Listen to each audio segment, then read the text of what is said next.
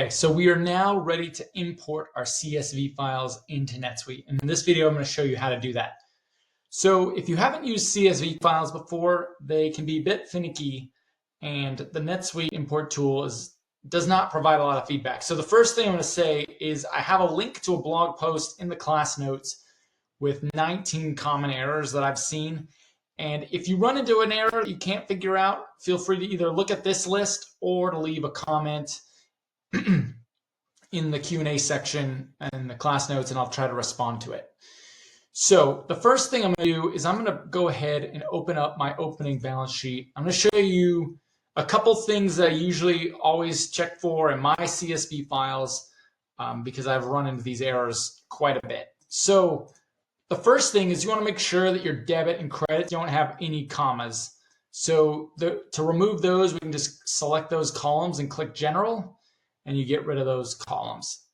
Another common error is that when you copy values, the date will be the Excel number and not the actual short date. So you can change this to the short date type.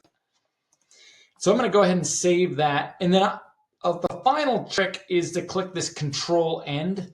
And I want to make sure that there's no blank columns and there are no blank rows. So this is obviously, I just put this in as a test to show you, but this will trigger an error by NetSuite. So you really want Ctrl+End to be this L9. So I'm going to go ahead and delete those columns. If you click save, if you save the file and then click Ctrl+End again, then the Ctrl+End will show you the end of the file. And so this looks good. So I'm going to go ahead and close this file, and then I'm going to go over to NetSuite, and we're going to go to import the records. So under this, the upload file, I'm going to click the import type is going to be transactions, and the record type will be journal entry. I'm going to go ahead and select my opening balance sheet. Under this data handling, so I'm not going to go too much into this, but right now it defaults to add. So this is where we're creating a new journal entry. If we wanted to edit an existing journal entry, that's also possible, but I don't talk about that in this course. The one thing I do want to point out is this under the advanced options is there's this run server suite script and trigger workflows. So if you have journal entry workflows, I would recommend that you check this box. So I'm going to check this box.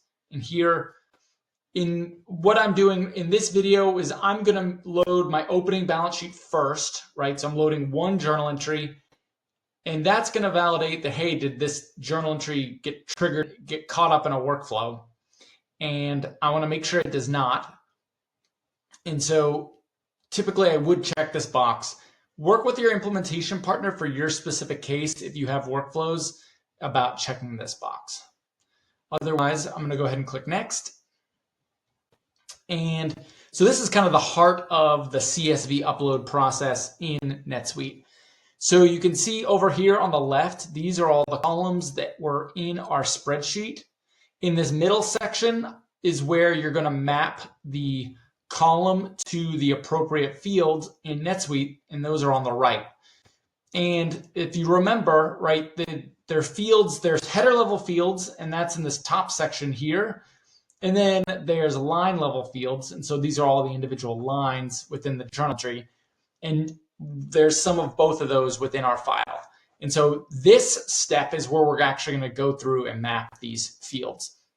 So NetSuite will try to map some of these fields for you. And so you can see that that's what it's done with these first 7. And so we're going to go ahead and I'm going to review these first. And I'm going to go ahead and click this pencil. And anywhere where we mapped an internal ID, I need to change this from name to internal ID. So one other thing I do want to point out that's an option is you can set a default value instead of using the internal ID. So if we wanted to set all of our transaction lines to be US dollars, I can click that provide default value radio button and then click US dollar and then click OK. And now every transaction is going to be US dollars. I think that's a really nice way if you know that all your transactions are in dollars or they're going to a specific subsidiary. And then the rest of these, the document number looks good, memo, subsidiary, I'm going to go ahead and map this based on the internal ID, date, and then the credit and debit. Those look good. And so now I'm going to go over to the left side, and any of these fields that don't have a little green checkbox on them, I'm going to go in and map them one by one. So I want to bring in this QuickBook account name, right? We created that custom QuickBook historical account. So I'm going to go ahead and make sure this arrow here is clicked on the right row, and then it will populate. The NetSuite account ID, so I'm going to grab that. That's the internal ID for my account. So I'm going to put that to account here and then click the internal ID. And you can see this we're going down this list, right? NetSuite account type and QuickBooks account type, we're not really using those for our import, so we can just leave them as is. And then currency, we talked about earlier, so that's okay. And then approval status, I like to keep this as a reminder just to make sure that I'm thinking about approvals. I actually don't have an approval status field available. Sometimes it is available. And if it is, then I would map that there. But for right now, it's not. So we're just going to ignore that. And then the final step is really just kind of taking just a quick look through this journal entry field and seeing if there's any fields that we should map. So entry number, I'm going to go ahead and map that and put that as the document number. And the rest of these all look good to me to be ignored.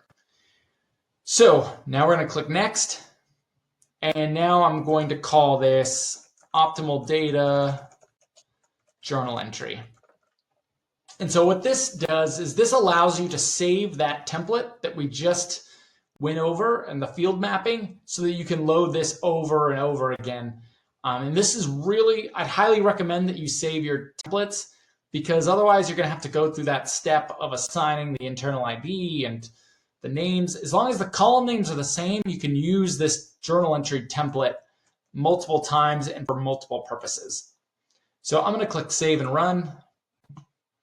And you come to a confirmation page and you can click this import job status.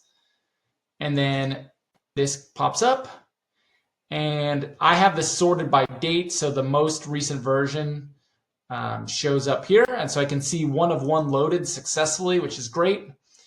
So I'm going to go to transactions, financial, make journal entries list.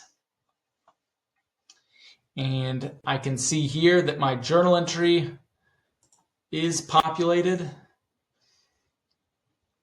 And it's approved for posting. It's got the correct date, the subsidiary, everything looks good. My QuickBooks historical account populated. And so I'm happy with this. So I just did a quick spot check. So now we can go ahead and load the rest of our journal entries. So we're going to go to setup. And this time, instead of doing import CSV records, I'm going to click saved CSV imports. And I can see if you sort this by the last modified date, I can see my optimal data journal entry import. So I'll click there. I'm going to click select. I'm going to go ahead and click on my other template. Oh, that's the wrong file. My net change, here it is. My CSV file. I'm going to click next. And we don't have to change anything because all of this stuff has already been populated. Now, this template, now I've got a couple new fields that weren't previously included. So I'm going to go ahead and add those in right now. So I'm going to go to the line. I've got my QuickBooks class name. So I'm going to add that. The NetSuite class ID. Go ahead and add that, and that's an internal ID. So just change that. And the name ID. Go ahead and get that. And then I'm going to add this line description also. I'm going to set that as the memo. Okay, so we're good. So I'm going to click next. And we're going to click save and run.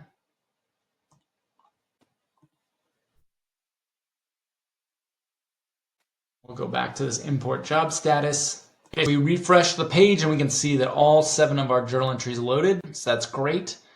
So I'm going to show you what happens if your entries don't load. So you can see here on this bottom file, I had 0 of 1 load. And so what you can do is you can click the CSV response, and NetSuite will download your CSV file. And so then there will be an error in the top left. It'll say, hey, this entry had invalid account reference. And unfortunately, NetSuite only gives you 1 error at a time. And so it can be pretty frustrating as you are going through this if you got multiple errors. As I said at the beginning of the class, I have a blog article that goes through a lot of the common errors and how to address those. And so I would use that as a reference to help try to figure out what the error is. And feel free to leave kind of comments or questions, and I will try to answer those as well. Okay, so we loaded our journal entries, and now our last step is to validate that our journal entries are coming up with the final trial balance. And so I'm going to go over how I recommend doing that in the next video.